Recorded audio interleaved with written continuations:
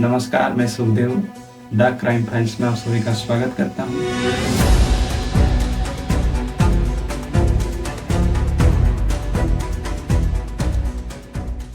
आशा करता हूँ कि आप सभी खुश होंगे, स्वस्थ होंगे। कायदे कानून, क्या कायदे कानून किसी इंसान को इतना मजबूर कर सकता है कि 19,300 रुपये के लिए अपनी बहन का शव लेकर उसे बैंक जाना पड़े। ये कहानी कोई कहानी नहीं बल्कि एक सत्य घटना है। तो चलिए शुरू करते हैं इस कहानी को। कहानी के माध्यम से हम ये जानने का प्रयास करते हैं कि आखिर ऐसा क्यों हुआ। ये कहानी है उड़ीसा के केओंझर इलाके के, जहां पर कलारा मुंडा नाम की एक महिला रहती थी। पति का देहांत हो चुका था और कुछ दिनों के बाद उनका एक बेटा जो था उनका भी निधन हो गया। अब बच गई बिल्कुल अकेली कलारा मुंडा। तो आदिवासियों का जीवन यापन करने के लिए खेतीबाड़ी के साथ साथ पशुपालन भी क्या करते हैं। कलारा मुंडा के पास जो भी पशु थे उनको बेचकर उन्होंने 20,000 रुपये उड़ीसा ग्रामीण बैंक में जमा किए। समय बीतने के साथ कलारा मुंडा का भी देहांत हो जाता है। अब बैंक में जो पैसा जमा था, बैंक का जो नियम होता है उसमें जो नॉमिनी होते हैं, कलारा मुंडा से भी पूछा गया था तो उन्होंने उसका पति और उनका बेटा दोनों का नाम नॉमिनी के तौर पर बैंक में दर्ज कराया था। अब कलारा मुंडा के जो पति है उनका देहांत पहले हो चुका है, उनका बेटा का भी देहांत हो चुका है और कलारा मुंडा का भी देहांत हो चुका है।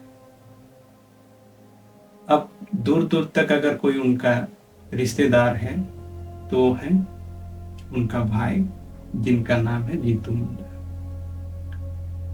जीतू मुंडा अपनी बहन का अंतिम संस्कार करते हैं, उन्हें कब्र में दफनाते हैं। क्योंकि कलारा मुंडा के परिवार में और कोई बचा नहीं, तो उसका जो भाई थे जीतू मुंडा, उनका घर का देख रेख अब उन्हीं के ऊपर जिम्मेवारी हो गया। एक दिन साफ सफाई के दौरान जीतू मुंडा को एक पासबुक मिलता है। उस पासबुक को, क्योंकि जीतू मुंडा वो भी बिल्कुल पढ़े लिखे नहीं थे, तो गांव के ही किसी पढ़े लिखे व्यक्ति को उन्होंने पासबुक दिखाया। फिर उस पासबुक को देखने के बाद उस व्यक्ति ने जीतू मुंडा से कहा कि इस बैंक में तुम्हारी दीदी के जमा किए हुए 19,300 रुपये हैं। ग्रामीण ने जब बताया जीतू मुंडा को कि इस खाते में जो रकम है 19,300, उसको चाहो तो तुम निकाल सकते हो, क्योंकि कलारा मुंडा का तो कोई है नहीं, दूर दूर तक कोई दावेदार नहीं है, तो ये पैसा बैंक में भी किसी काम का नहीं है, तुम उसे निकाल कर अपना कुछ काम कर सकते हो। तो उस ग्रामीण का सुझाव पाकर जीतू मुंडा जो है वो बैंक में जाते हैं। जाने के बाद वहाँ के जो अधिकारी होते हैं उनको पासबुक दिखाते हुए कहते हैं कि इस पासबुक में जो 19,300 रुपये है वो मुझे आप दे दीजिए। अधिकारियों ने जब उस पासबुक को देखा तो पासबुक में कलारा मुंडा के नाम से है। वो अधिकारी कहते हैं कि ये खाता तो आपका है नहीं, पैसे आपको मिलेंगे कैसे? आप कौन हो, किसका पासबुक लेके आए हो? तो फिर जीतू मुंडा ने अधिकारियों को बताया कि कलारा मुंडा मेरी बहन है। फिर उन्होंने बैंक अधिकारियों ने कहा कि ऐसी बात है तो आप अपनी बहन को लेके आ जाओ। जीतू मुंडा ने फिर कहा कि मेरी बहन का देहांत 3 महीने पहले हो चुका है। तो फिर अधिकारियों ने कहा अगर देहांत हुआ है तो आप उसका डेथ सर्टिफिकेट लेके आओ। अब डेथ सर्टिफिकेट सुनाई तो दे रहा है जीतू मुंडा को, लेकिन उसको ये भी नहीं पता कि डेथ सर्टिफिकेट होता क्या है। इसके बाद जीतू मुंडा जो है वापस थके हारे वापस आ जाते हैं अपने घर। घर में आने के बाद फिर से कुछ लोगों से पूछताछ करते हैं कि मैं बैंक गया था, लेकिन ऐसा ऐसा बात है, मैं करूं क्या। तो एक अच्छे व्यक्ति ने उन्हें सुझाव दिया कि हो सकता है कोई दूसरे अधिकारी से आप बात करो, आपका काम बन जाएगा। ऐसे आने जाने के क्रम में लगभग जीतू मुंडा को 2 महीनों का समय बीत जाता है, आश्वासन पे आश्वासन, लेकिन उन्हें उस खाते की जो रकम है 19,300 अब तक नहीं मिली। थक हार कर जब 2 महीनों से लगातार बैंक में वो जा रहे थे जीतू मुंडा, तो बैंक अधिकारी भी चिड़चिड़े हो गए थे। तो एक दिन किसी अधिकारी ने जीतू मुंडा से कहा कि डेथ सर्टिफिकेट नहीं है तो आप अपनी बहन की लाश लेके आ जाओ, लेकिन बहन को लेके आओ। जीतू मुंडा भी जो बिल्कुल थक हार चुका था, उसने इस बात को दिल से ले लिया। वापस अपने गांव चले गए। गांव जाने के बाद उस जगह पर पहुंचे जहां पर उसने अपनी बहन कलारा मुंडा का शव को दफनाया था। क्योंकि उसकी बहन का मरे हुए 3 महीने बीत चुके थे। जब कब्र को खोदा जीतू मुंडा ने, तो वो लाश एक कंकाल का रूप ले चुकी थी। जीतू मुंडा ने एक बोरा की सहायता से, बोरा भी उससे मिला तो छोटा बोरा मिला जिसमें शरीर का आधा ही हिस्सा ढक सकता था। उसने उस कंकाल को सिर की ओर से ढक दिया और निचला हिस्सा, जो कमर का निचला हिस्सा होता है, बिल्कुल खुला था। वैसे ही अवस्था में उसे अपने कंधे पर लेकर अप्रैल महीना की चिलचिलाती धूप में नंगे पांव अपनी बहन के कंकाल को कंधे पर लेकर जीतू मुंडा धीरे धीरे बैंक की ओर जा रहा है। उसका मन और उसका जो दिमाग का स्थिति है, बार बार ये प्रश्न कर रहा है कि मुझे वो पैसे मिलेंगे या नहीं मिलेंगे। इस प्रकार सोचते सोचते 3 किलोमीटर की जो दूरी है तय हो जाती है। जीतू मुंडा उस कंकाल को, अपनी बहन के कंकाल को बैंक के बाहर रख कर और स्वयं अंदर चला जाता है और उन अधिकारियों से कहता है कि मैं अपनी बहन का लाश लेकर आ गया हूं। अधिकारियों ने सोचा कि ये मजाक कर रहा होगा, लेकिन जब अधिकारियों ने बाहर जाकर देखा तो मंजर कुछ अलग ही था, चौंका देने वाला था।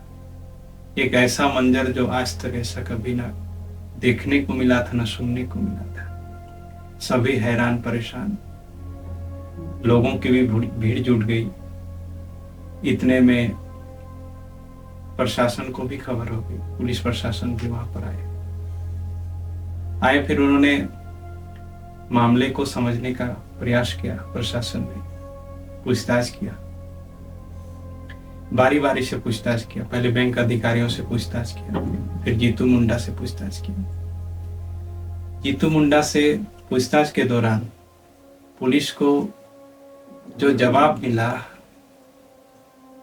वो जवाब उन अधिकारियों को मजबूर कर दिया भाव विभोर होने के लिए।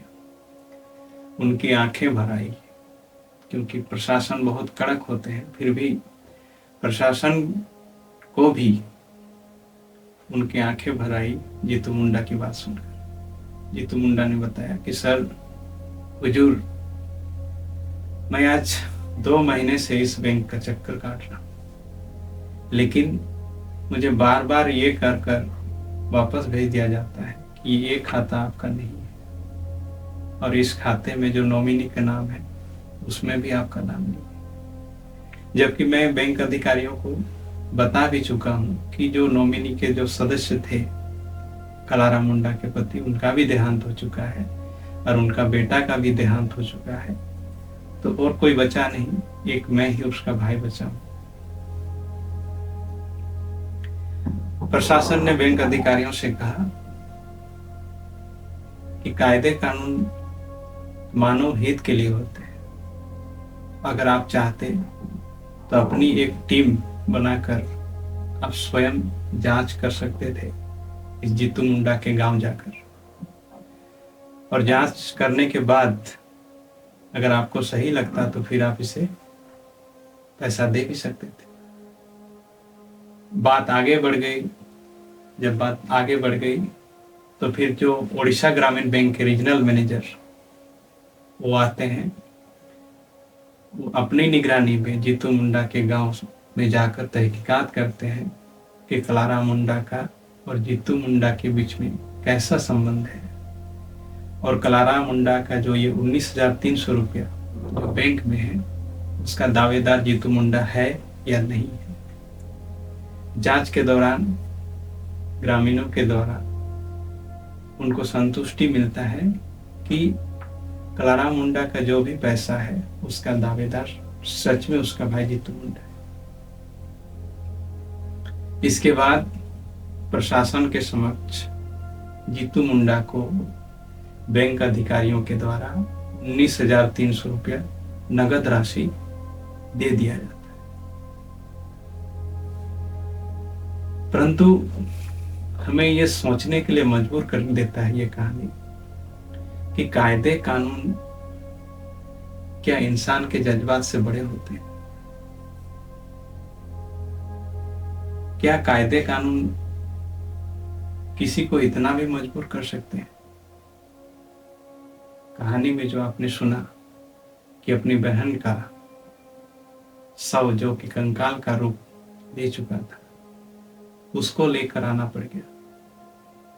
तो इस कहानी के माध्यम से उन तमाम अधिकारियों से भी निवेदन है कि कभी कभी हम अपनी जिम्मेदारियों से ऊपर उठकर कुछ ऐसा करें ताकि कोई और जीतू मुंडा आने वाले समय के लिए समाज को ना सुनने को मिले ना देखने को मिले। आशा करता हूं कि आज की इस कहानी से आप सभी को अच्छा लगा होगा। तो आज के लिए इतना ही। मिलते हैं फिर एक नई कहानी के साथ कल शाम 8 बजे। तब तक के लिए नमस्कार, धन्यवाद।